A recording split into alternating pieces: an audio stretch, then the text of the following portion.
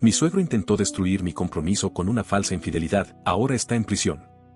Mi nombre es Bruno, tengo 30 años, y hasta hace no mucho pensé que había tenido la suerte de encontrar a la mujer con la que compartiría el resto de mi vida sin demasiadas complicaciones. Me equivoqué. Renata y yo nos conocimos hace poco más de 2 años en una cafetería cercana a la universidad donde ella trabaja como asistente de investigación. Desde la primera charla me pareció una mujer diferente, inteligente, sencilla y con una manera de ver el mundo que me atrajo enseguida.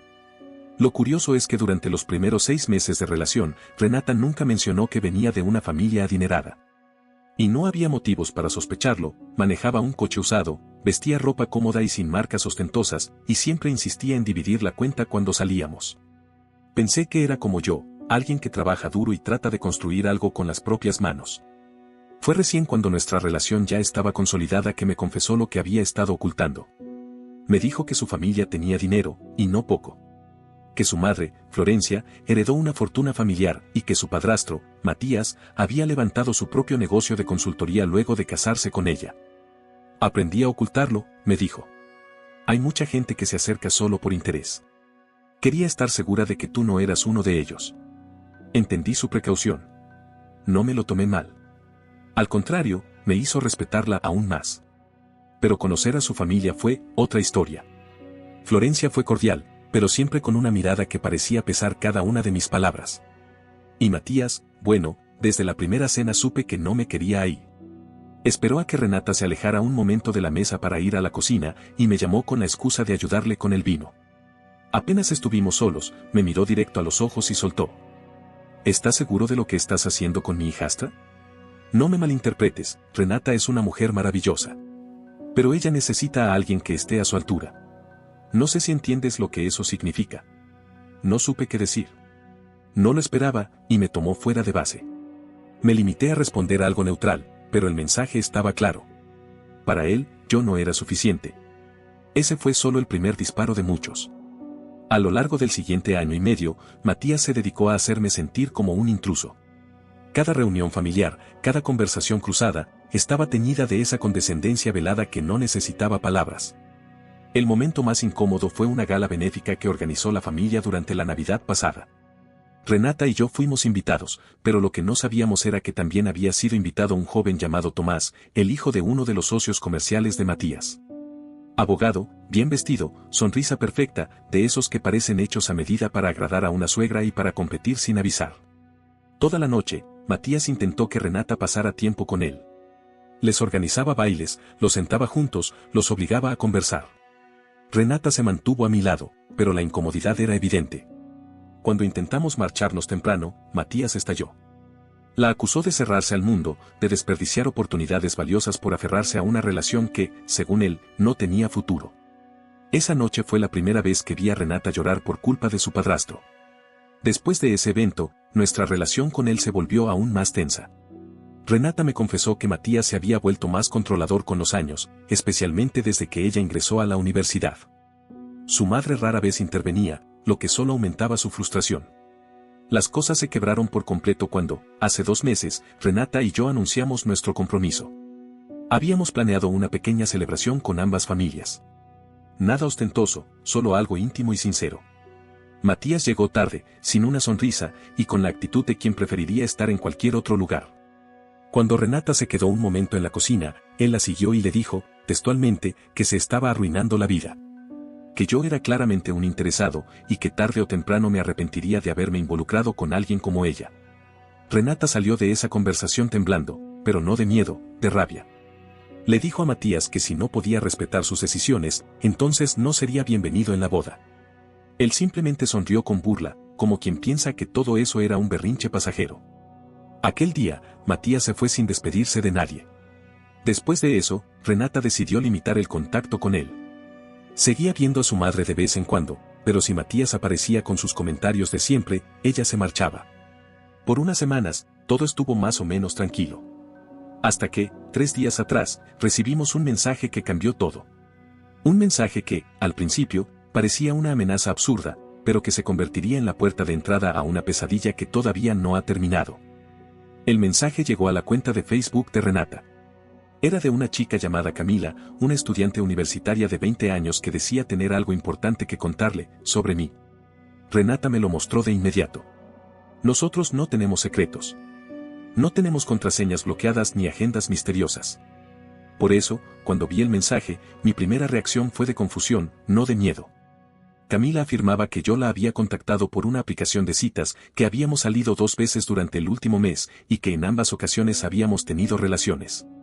Decía que le había dicho que estaba soltero, y hasta dio detalles de lugares donde supuestamente nos habíamos visto, un restaurante del centro y su apartamento, según ella.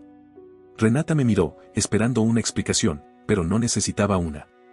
Ya sabía que todo era mentira.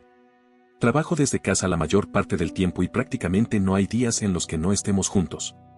Además, ella tiene acceso a mi celular, a mi computadora, a todo. No habría forma de que eso fuera cierto, ni siquiera remotamente. Renata, decidida, llamó a Camila. Puso la llamada en altavoz. «Hola. ¿Camila?», le dijo con tono firme. «Soy Renata. Quiero que me expliques por qué estás diciendo que estuviste con mi prometido». Camila no se inmutó al principio. Repitió su historia con detalles como si estuviera leyendo un guión. Describía conversaciones que nunca existieron, momentos inventados, emociones que no eran suyas. Renata la escuchó pacientemente y luego le pidió pruebas. Capturas de pantalla. Fotos. Cualquier cosa. Camila dijo que había borrado todo. «Camila, sé que estás mintiendo», le dijo Renata sin levantar la voz. «Y quiero saber por qué. ¿Quién te pidió que hicieras esto?». Hubo silencio del otro lado. Un silencio largo. «Lo siento», dijo finalmente Camila, con la voz entrecortada. «No era idea mía. Alguien me pidió que te contactara con esta historia». Renata se enderezó en la silla. «¿Quién?». Pero Camila colgó. Renata la llamó de nuevo. Esta vez, Camila contestó, pero se notaba que había estado llorando. Renata le advirtió que hacer acusaciones falsas no solo era injusto, sino ilegal. Le explicó que podríamos involucrar a la policía si era necesario. Camila, entre sollozos, se quebró. Y confesó todo. Contó que Matías, el padrastro de Renata, le había pedido que enviara esos mensajes. Le había dado instrucciones específicas sobre qué decir, cómo decirlo, qué detalles mencionar para que pareciera real. A cambio, le había prometido ayudarla con algo importante. Renata le pidió que explicara cómo lo conocía. Camila dijo que había sido mesera en un restaurante que Matías frecuentaba para sus almuerzos de negocios. Que él empezó a coquetearle desde el primer día. Que le dejaba propinas generosas, que le hacía comentarios personales, que eventualmente le pidió su número. Y luego, lo inevitable, comenzaron a verse fuera del trabajo. Según Camila, llevaban casi 6 meses teniendo una relación íntima. «Me dijo que iba a dejar a su esposa», admitió Camila. «Me decía que estaba cansado de su matrimonio. Que si lo ayudaba a romper tu compromiso, demostraría lo serio que era conmigo». Renata le pidió pruebas de esa relación. Y Camila las tenía. Fotos en restaurantes, en hoteles, capturas de pantalla de mensajes con contenido abiertamente romántico y sexual. Eran conversaciones privadas, pero muy claras. Y lo más importante, auténticas. Renata revisó cada imagen con cuidado. Reconocía los lugares. Las fechas coincidían con viajes que Matías había mencionado en redes sociales. No había lugar a dudas. La única pregunta que quedaba era por qué Camila había aceptado mentir sobre mí. «Porque lo amo», dijo sin rodeos. «Me pidió que lo hiciera. Y yo no quería decepcionarlo. Pensé que estaba haciendo algo que nos uniría más». Renata la escuchó en silencio. Luego, simplemente le agradeció por su sinceridad y le dijo que no pensábamos tomar represalias legales contra ella. No sabíamos si eso cambiaría algo, pero queríamos que supiera que no íbamos a destruirle la vida por haber dicho la verdad. Colgamos, y Renata se quedó callada durante más de 1 hora. Volvía a mirar las fotos, los mensajes, los detalles. Buscaba una grieta, una falsedad, algo que pudiera desmentir todo. Pero no la había. Todo era tan real como el dolor que ahora le cruzaba el rostro. Lo más duro no era la traición. Era el darse cuenta de hasta dónde podía llegar Matías para manipular su vida. Y lo peor es que esto apenas comenzaba. Renata no durmió esa noche. Yo tampoco. No hacía falta hablar para saber que algo se había quebrado profundamente dentro de ella. No solo por el intento de sabotaje de Matías, sino por la doble cara que le había mostrado durante años. A la mañana siguiente, Renata me entregó una taza de café sin decir una palabra. Se sentó frente a mí, la mirada cansada pero firme. Tenemos que hablar con mi mamá. Hoy. Estaba decidida. Iba a contarle a Florencia toda la verdad. Ya no por nosotros, sino por ella. Porque merecía saber con quién había compartido su vida durante tanto tiempo. Renata planeaba encontrarse con su madre esa misma tarde, como solían hacerlo los fines de semana, en su cafetería favorita. Pero esa mañana, mientras revisaba unos documentos en su portátil, Matías apareció sin avisar. Se acercó a la mesa como si nada y se sentó frente a ella, con su sonrisa ensayada de siempre. ¿Te molesta si me siento un momento?, preguntó, como si no hubiera pasado nada. Renata no perdió tiempo. Sé todo, Matías. Sé lo de Camila. Sé que fue idea tuya lo de los mensajes falsos. Sé que has estado con ella desde hace meses. Tengo pruebas. Le mostró las fotos. Los mensajes. Todo. Matías se quedó helado. Su rostro perdió color. Por un momento, pensé que iba a desmayarse.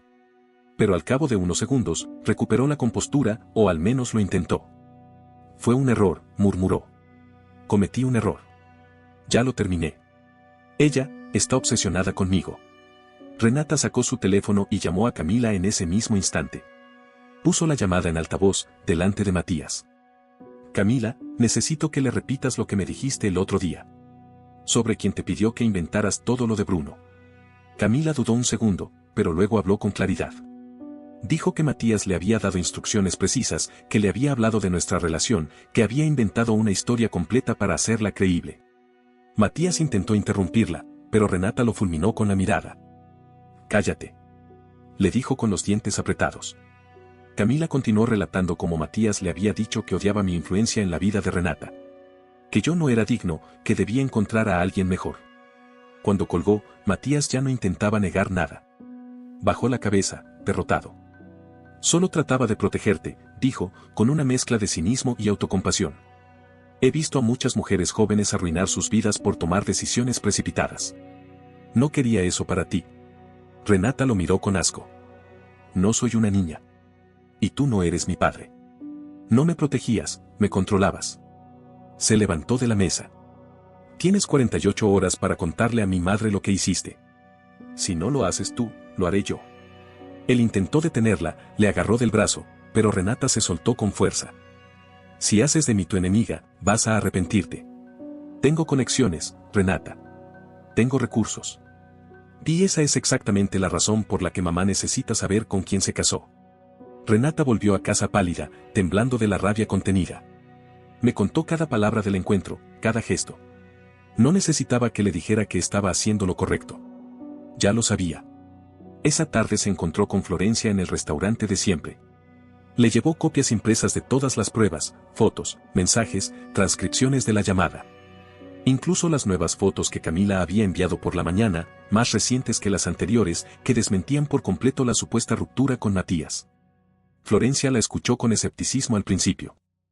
Esto es porque tu padrastro no aprueba tu compromiso, ¿verdad? Le dijo, a la defensiva. No puedes arruinar un matrimonio por eso. Renata no discutió. Le puso las pruebas delante. Florencia empezó a temblar al leer los mensajes explícitos. Le pidió que llamara a Camila, para escucharla directamente. Camila contestó. Repitió toda la historia. Dio detalles específicos, íntimos, que solo alguien cercano a Matías podría saber. Florencia la interrogó con frialdad, como alguien que quiere encontrar la grieta en el relato.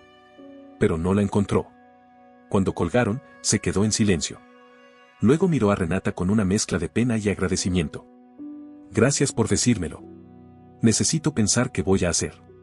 Florencia se fue a casa esa noche y confrontó a Matías. No hubo manera de negar nada. Las pruebas eran aplastantes. Él trató de justificarse, de suplicar, de ofrecer lo que fuera con tal de no perderlo todo. Pero ya era demasiado tarde. Florencia le pidió que se fuera de la casa. Desde entonces, Matías ha estado durmiendo en un hotel. Mientras tanto, Camila no ha parado de enviarle mensajes a Renata. Cree, ingenuamente, que ahora que Matías ha sido echado, pueden empezar una relación real. Renata la ignora. Yo también. Lo extraño es que Camila no parece arrepentida. Al contrario. Está convencida de que hizo lo correcto. de que su sacrificio sirvió para unirlos. Cree que desenmascarar la infidelidad fue un acto de amor. Y Matías también ha intentado contactarnos. Nos culpa por destruir su matrimonio, por haberle dado la espalda. Como si él fuera la víctima en esta historia. Lo peor es que esto apenas era la punta del iceberg. Lo que vendría después haría que todo lo anterior pareciera un simple ensayo para la tormenta. Durante semanas pensamos que lo peor había pasado. Que Matías se había ido de la casa, que la verdad había salido a la luz y que con eso bastaba. Pero no sabíamos que apenas habíamos levantado la primera capa de una red mucho más turbia y dañina. Florencia, devastada pero decidida, contrató a un investigador privado. No podía seguir creyendo a ciegas en un hombre que durante años le había mentido en su propia cara. Necesitaba saber todo. Todo. Lo que había hecho. ¿Con quién? ¿Cuánto tiempo?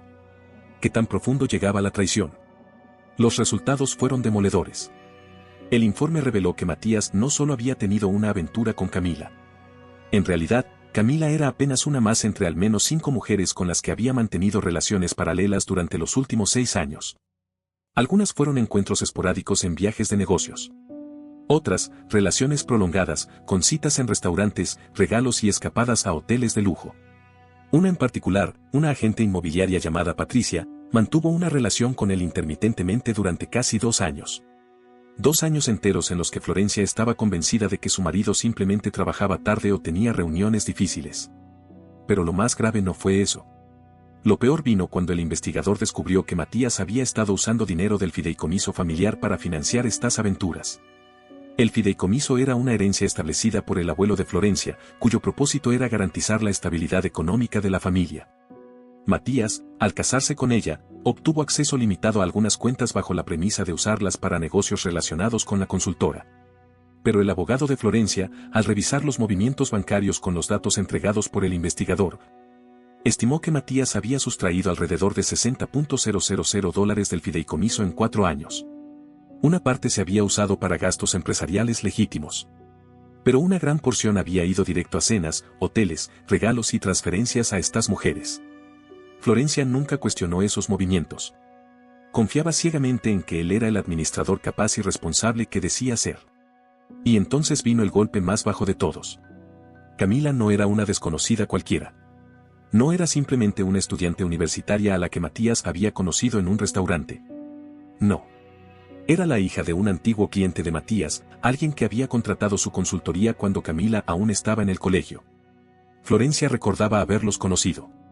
Matías incluso asistió a un par de reuniones familiares en casa de ellos cuando Camila apenas tenía 16 años. El investigador encontró mensajes viejos en redes sociales, fotos antiguas en las que Matías le hacía regalos antes de que cumpliera la mayoría de edad. Descubrió que Matías había estado manipulándola emocionalmente desde que era menor de edad. Esperando. Acercándose. Preparando el terreno. Grooming. Cuando Renata leyó ese informe, vomitó. La indignación se convirtió en náusea. Y la náusea en un sentimiento que no sabíamos cómo nombrar. Florencia enfrentó a Matías con todo. Él no negó nada. Solo se enojó. La acusó de violar su privacidad, de exagerar, de montar una casa de brujas. Dijo que sus aventuras eran cosa del pasado. Que todos los hombres hacían lo mismo, solo que no los atrapaban. Cuando ella le habló del dinero, Matías respondió que él había contribuido al crecimiento del patrimonio familiar, que tenía derecho a compensación. Que sin sus contactos y su reputación, nadie conocería a Florencia en el mundo de los negocios. Ella le pidió el divorcio de inmediato. Además, su abogado recomendó llevar el caso de las finanzas ante un juez, pues el mal uso de los fondos del fideicomiso podría considerarse fraude. Fue entonces cuando Matías se volvió más agresivo. Una tarde me interceptó saliendo del supermercado. Venía solo. Me gritó delante de todos. Me acusó de haber destruido su vida, de haber separado a Renata de su familia. Se acercó a mí de forma amenazante, y cuando intenté alejarme, me agarró del hombro y me empujó contra un auto. Lo golpeé. No porque quisiera, sino porque me estaba defendiendo. Alguien llamó a la policía. Matías huyó antes de que llegaran, pero tuvimos que presentar una denuncia. A los pocos días, Renata y yo obtuvimos órdenes de restricción. Él no podía acercarse a menos de 150 metros, ni contactarnos directa o indirectamente. Y ahí comenzó su caída pública. Camila, dolida por haber sido apartada sin explicación, empezó a publicar fotos y mensajes en sus redes sociales. Declaraciones de amor. Capturas con él. Etiquetas a socios de Matías. Su reputación empresarial se desmoronó en días. Clientes importantes rompieron contratos. La consultora se vino abajo. Matías tuvo que cerrarla y buscar trabajo bajo las órdenes de otro. Pasó de líder a empleado, y con eso, perdió el control que tanto valoraba.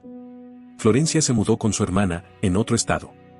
Desde allá, coordinaba todo con sus abogados. Estaba decidida a cortar de raíz todo vínculo financiero con él. Pero Matías no se detuvo.